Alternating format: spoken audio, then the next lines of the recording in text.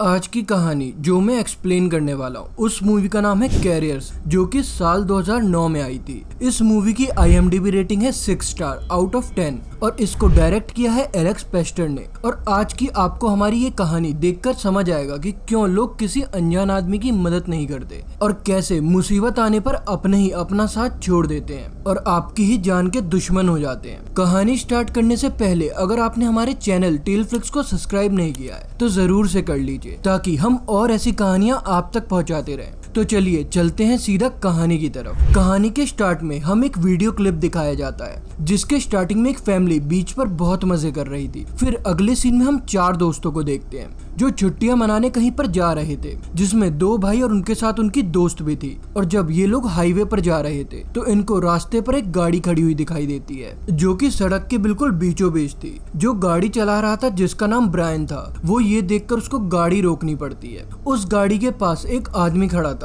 जो इनसे मदद मांग रहा था। वो आदमी इनके पास आता है और कहता है प्लीज आप लोग मेरी मदद कर दो, पर ब्रायन उसको मना कर देता है और गाड़ी चलाकर वहाँ से जाने लगता है। लेकिन बाहर खड़ा आदमी फिर भी नहीं मानता और वो एक औजार लेकर उनकी गाड़ी के पास आ रहा था। और जब वो आदमी ऐसी हरकत कर रहा था तो उन सबको देखकर ऐसा लग रहा था कि शायद कोई गड़बड़ है। तभी उन लोगों की नजर उस आदमी की गाड़ी पर पड़ती है जिसमें एक छोटी बच्ची बैठी थी और उस बच्चे ने अपने चेहरे पर मास्क लगाया हुआ था और उस पर खून लगा हुआ था। और ये सब देखकर वो लोग डर जाते हैं और ब्रायन साइड से अपनी गाड़ी निकालकर वहां से निकल जाता है। और तब हमें यहाँ पर पता लगता है कि उसकी बेटी उसी वायरस का शिकार थी, जो वायरस पूरी दुनिया में आहिस्ता आहिस्ता फैल रहा था। ये इतना खतरनाक वायरस था कि जो भी इसकी चपेट में आ जाए वो कुछ ही घंटे में मर जाता था। और अब तक इस वायरस की कोई भी वैक्सीन भी नहीं बनी थी। और उधर हम देखते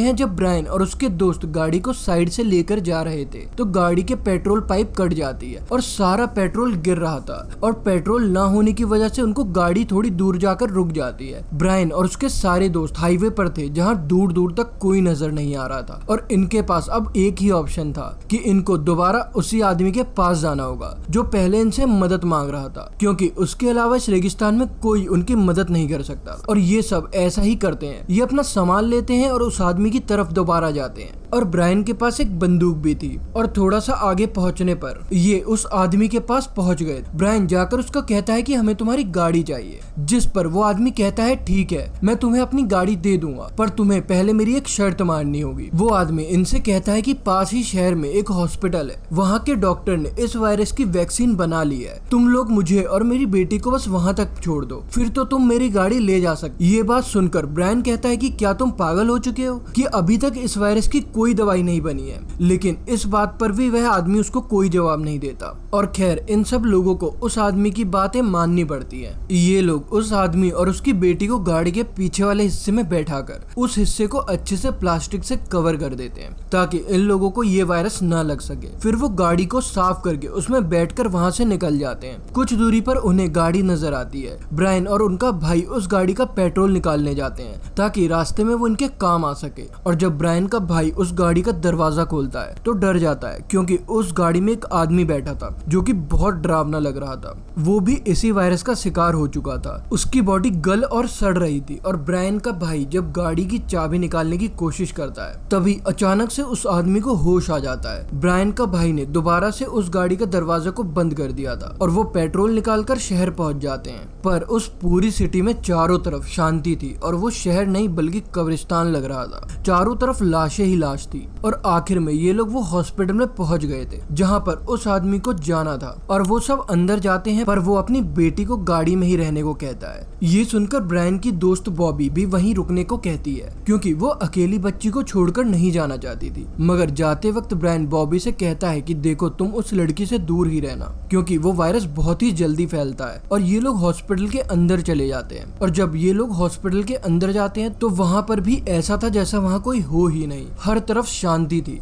लेकिन तभी उन्हें एक बच्चा नजर आता है और ये सब उस बच्चे का पीछा कर गए हुए उस डॉक्टर तक पहुंच गए थे जहां डॉक्टर ने वो वैक्सीन बनाई थी। और डॉक्टर के पास आकर वो आदमी जाकर कहता है कि मुझे वो दवाई चाहिए जिसे इस वायरस को मारा जा सकता है, क्योंकि मेरी बेटी भी इसी वायरस का शिकार है, मैं उसको बचाना चाहता हूँ। लेकिन डॉक्टर कहता है वो दवाई अभी तक बनी नहीं है, वो एक ऐसी दवाई है जो तुम्हारे शरीर में प्रोटीन की मात्रा को बढ़ा देती है और इस दवाई से वही इंसान बच पाता है जो इस प्रोटीन को टॉलरेट कर सके। और फिर वो डॉक्टर एक बच्चे को वही दवाई पिलाने लगता है और सब उसको रोकने की कोशिश करते हैं, जिस पर वो डॉक्टर कहता है कि अगर तुम्हारे पास कोई अच्छा तरीका है जिससे इस बच्चे की जान को बचाया जा सके तो तुम मुझे बता दो। और ये सुनकर सब लोग चुप हो जाते हैं। और दूसरी तरफ बॉबी जो उस लड़की के साथ थी उसकी हालत भी खराब हो जाती है और ये देखकर बॉबी खुद को रोक नहीं पाती और सारे कवर्स हटाकर बॉबी उस बच्चे की मदद करने की कोशिश करती है। तभी उस बच्चे को खून की उल्टी होती है और खून की बूंदें बॉबी के मुंह पर गिर जाती है और इसका मतलब बॉबी अब इन्फेक्टेड हो सकती थी और वो बेचारी तो सिर्फ उस बच्चे को बचाने की कोशिश कर रही थी, पर वो ये नहीं जानती थी कि वो खुद इस वायरस का शिकार हो जाएगी।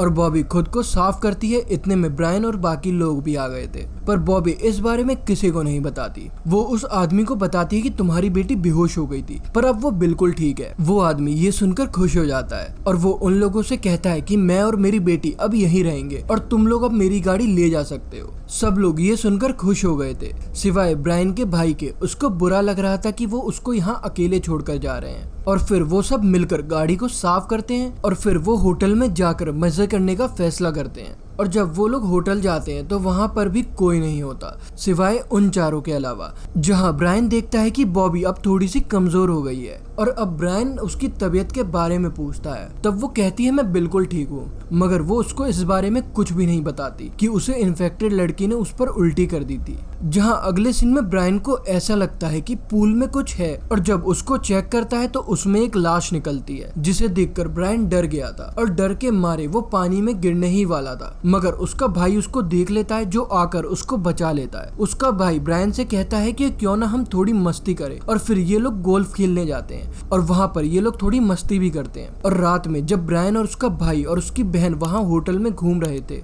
तब उनके पास एक आदमी आता है जिसने लाइट वाली टॉर्च पकड़ी हुई थी और इनको लगता है कि वह ब्रायन ही है और वो उसको आवाज भी देते हैं, पर ब्रायन कोई भी जवाब नहीं देता, जिसको देखकर ये लोग डर गए थे और वहाँ से भागने लगते हैं। और भागकर ये लोग एक जगह पर छुप गए थे। उधर ब्रायन को भी अब एक आदमी नजर आता है और ब्रायन उसको पकड़ लेता है, जिसके साथ उसके कुछ साथी भी थे जिन्होंने इन चारों को पकड़ लिया था, मगर उन चारों के मुंह मुखौटों से ढके हुए थे और वो अपने एक साथी के बारे में पूछ रहे थे। जिस पर ब्रायन कहता है कि जब हम यहाँ पर आए थे तब यहाँ पर कोई भी नहीं था, लेकिन हाँ मुझे एक लाश पूल में मिली थी, शायद वो तुम्हारा ही साथी हो। और जब वो लोग जाकर देखते हैं तो सच में वो उन्हीं का साथी था जो वायरस की वजह से मर गया था। उसके बाद वे उसकी लाश को जला देते हैं। फिर वो ब्रायन और उसके भाई को जाने का बोलते हैं और लड़कियों को पकड़ लेते हैं और अपनी बंदूकों से डराकर उन्हें कपड़े उतारने को बोलते हैं। और जैसे ही बॉबी अपने कपड़े उतारती है तो उसकी बॉडी पर पूरे लाल निशान थे, यानी कि उस पर वायरस का असर होने लगा था। और वो लोग डर जाते हैं और वो ब्रायन और उसके दोस्तों को जाने का कहते हैं। और रास्ते में कोई भी बॉबी से बात नहीं कर रहा था, सब उससे गुस्सा थे क्योंकि उन लोगों ने उसको उस छोटी बच्ची से दूर रहने का कहा था। और रास्ते में वो लोग एक पेट्रोल पंप पर रुकते हैं और इसी दौरान ब्रायन के भाई के पास उसकी दोस्त आके बोलती है कि हमें अगर जिंदा रहना है तो हमें बॉबी से दूर रहना पड़ेगा। और यही बात वो ब्रायन से करती है, पर वो कुछ भी सुनने को तैयार नहीं था। और जैसे ही ये लोग थोड़ा दूर जाते हैं तब ब्रायन गाड़ी रोकता है और बॉबी को गाड़ी से उतरने को बोलता है, लेकिन वो भी नहीं चाहती थी कि वो लोग उसको अकेला छोड़कर चले जाएं। जिसके बाद वो बहुत बोलती भी है कि मैं गाड़ी की डिक्की में बैठ जाऊंगी, पर प्लीज मुझे ऐसा अकेले छोड़कर मत जाओ। मगर ब्रायन को कोई फर्क नहीं पड़ता, वो उसको वहीं पर ऐसे ही छोड़कर चला जाता है। और थोड़ी दूर आगे जाने पर उनको एक और गाड़ी आती हुई दिखाई देती है और ब्रायन अपनी गाड़ी उसकी गाड़ी के आगे खड़ी कर देता है और उसका भाई गाड़ी से उतरता है और कहता है प्लीज हमारी मदद करो क्योंकि हम अभी बहुत दूर क्योंकि हमें अभी बहुत दूर जाना है और हमारे पास खाने का सामान भी खत्म हो गया है। लेकिन गाड़ी में बैठी उन दोनों लेडीज को यही लगता है कि ये लोग भी उस वायरस का शिकार हैं और इसी वजह से वो अपनी गाड़ी पीछे ले जाने लगती है। ये देखकर ब्रायन को गुस्सा आ जाता है और वो अपनी गन निकालकर उन दोनों दोनों लेडीज पर गोलियां चलाने लगता है। वो इतने गुस्से में था कि वो जानता ही नहीं था कि वो क्या कर रहा है, और उसी फायरिंग में एक गोली लेडीज को लग जाती है और वो मर जाती है। और जब दूसरी लेडीज गाड़ी के बाहर आती है तो वो ब्रायन की पैर पर गोली चला देती है, जिससे वो जख्मी हो गया था। ब्रायन भी उस लेडी को गोली मारकर मार देता है, लेकिन अब उसको भी गोली लगी थी, जिस वजह से उसको काफी दर्द हो रहा था। तब उसका भाई उसको गाड़ी में बैठाता है और उसको गाड़ी में बैठाकर अपने साथ ले जाता है। थोड़ा सा आगे जाने पर उन्हें एक घर दिखाई देता है और वहां से वो दवाई लेकर ब्रायन की टांग पर लगाता है। और जब वो दवाई लगा रहा था तब वो देखता है कि उसकी टांग पर भी बिल्कुल वैसा ही निशान था जैसा बॉबी के जिस्म पर था, जिसका मतलब ब्रायन भी अब उस वायरस के लपेट में था। और अब उसका भाई उसको गाड़ी में पीछे बैठाकर जाने लगता है। फिर रात में ये लोग जंगल में आग जलाकर बैठते हैं और इनकी हालत भी अब बहुत खराब हो रही थी, क्योंकि जिसको भी ये वायरस लगा था वो बच नहीं पा रहा था। ब्रायन की भाई की दोस्त उससे कहती है कि ब्रायन सो गया है, जाओ जाकर उसकी गाड़ी की चाबी ले आओ, क्योंकि हम और आगे ब्रायन के साथ नहीं चल सकते, वरना हम भी वायरस का शिकार हो जाएंगे। और वो जाकर ब्रायन से गाड़ी की चाबी और गन ले आता है। तभी ब्रायन जाग जाता है और कहता है, मेरे भाई तुम गलत चाबी ले गए हो, असली चाबी तो मेरे पास है और ये तुम्हें तभी मिलेगी जब तुम मुझे मार दोगे। पर उसका भाई ऐसा कुछ भी नहीं करना चाहता था। तब ब्रायन उससे कहता है कि मैं बीमार हो गया। तब ब्रायन उससे कहता है कि मैं बीमार होकर नहीं मरना चाहता, इससे अच्छा तो होगा मेरा भाई मुझे मार दे, प्लीज मुझे मार दो। और इसके बाद वो अपने भाई को मार देता है। फिर उसने ब्रायन की लाश को जला दिया था। इसके बाद वो अपनी दोस्त को लेकर चला जाता है और आखिरकार ये लोग मंजिल पर पहुंच गए थे, जहाँ पर ये चारों दोस्त आना चाहते थे। जहाँ पर आकर ब्रायन के भाई को अपनी और ब्रायन की कुछ पुरानी बातें याद आ रही थी, क्योंकि अक्सर वो अपने भाई के साथ इस समंदर के किनारे पर आया करता था, मगर आज ब्रायन उसके साथ नहीं था और एक छोटी सी गलती ने इन चारों को एक दूसरे से अलग कर दिया था। और इसी को दिखाते हुए ये कहानी यहाँ पर खत्म हो जाती है।